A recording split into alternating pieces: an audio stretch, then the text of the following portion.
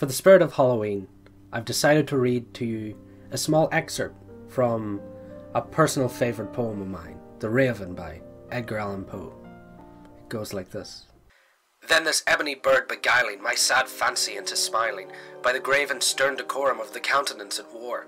Though thy crest be shorn and shaven, thou, I said, art sure no craven, ghastly grim and ancient raven wandering from the nightly shore.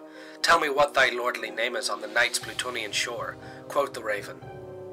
Hey man, you ever played Sayonara Wild Hearts? Much I marvelled this ungainly fowl to hear discourse so plainly, though its answer little meaning, little relevancy bore. Still I booted up the station just to witness the creation of a game of such decorum that I never played before. Of a game of such decorum that I had never played before. I saw the price, $5.94. Yes, today I wanted to talk about the spookiest of games for this Halloween season, a pop album video game by Swedish developer Simogo called Sayonara Wild Hearts. Let's get into it.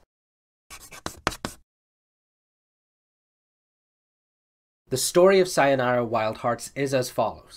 There is an alternate universe that is ruled by 3 divine arcana, but one day an evil arcana called Little Death, with the help of her allies, stole the harmony of this world and hid it in their hearts.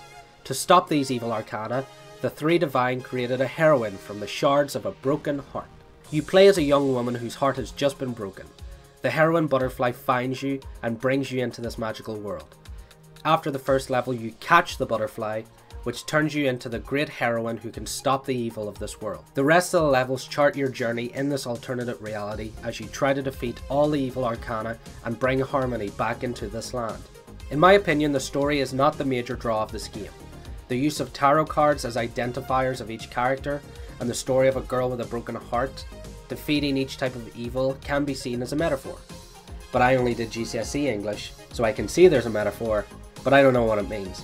The main draw of Sayonara Wild Hearts is its music.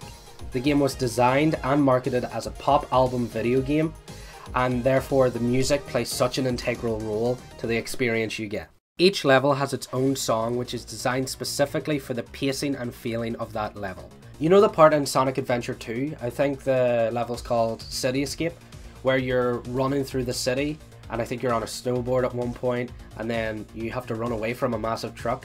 All the while there's this like rocking song in the background playing, going like, running around at the speed of sound, dead places to go, gotta follow my way, yeah. Yeah, that. Yeah, you know that bit. That's this game. In its entirety, that is Sayonara Wild Hearts. Actually, hold the phone. This is exactly the same game. Here, let me show you a side-by-side of that level from Sonic and a level from Sayonara. Look at that. It's the same game, right? But back to my point. The songs in this game are a magical secret sauce that makes the experience so dang fun. I've been listening to the soundtrack outside of plays and I can tell what part of the level I'm supposed to be at during every moment of the song. They are so integral to each other that my mind can't experience one part of the game without the other. Just to say though, music will not make a bad game good. There's so many other pieces of the puzzle that need to be done to perfection, like the animation, the art direction, and the game mechanics. All of these have to be considered for a game to be as good and polished as a game like Sayonara. The polygonal design of the characters and levels allow them to be hyper stylized rather than focused on realism. And with every level having a very distinctive and interesting environment design, it makes the game memorable and enjoyable throughout multiple playthroughs. I want to show you my favourite level in Sayonara as I believe it really shows how the music and the gameplay are so closely tied to each other, and the level is called Parallel Universes.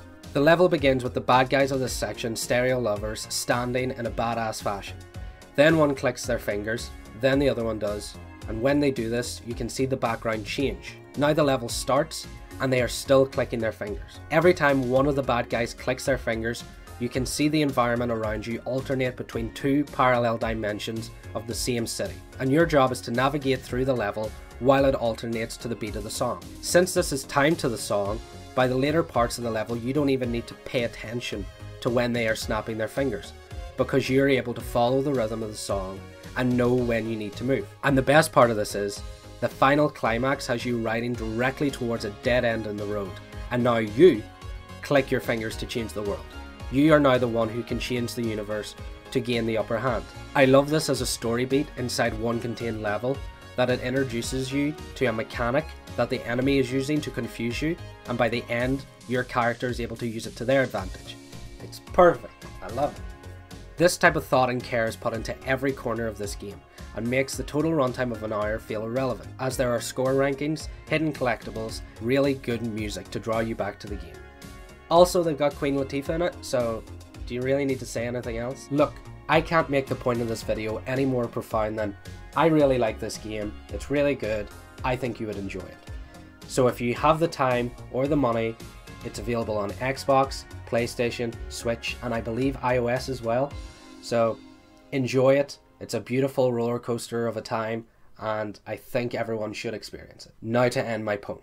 And Sayonara, never flitting, still is sitting, on the shelf of games and movies just above my chamber door. And its eyes have all the seeming of a demon's that is dreaming, and the lamplight o'er him streaming throws his shadow on the floor. And my heart from out that shadow that lies floating on the floor shall be broken nevermore.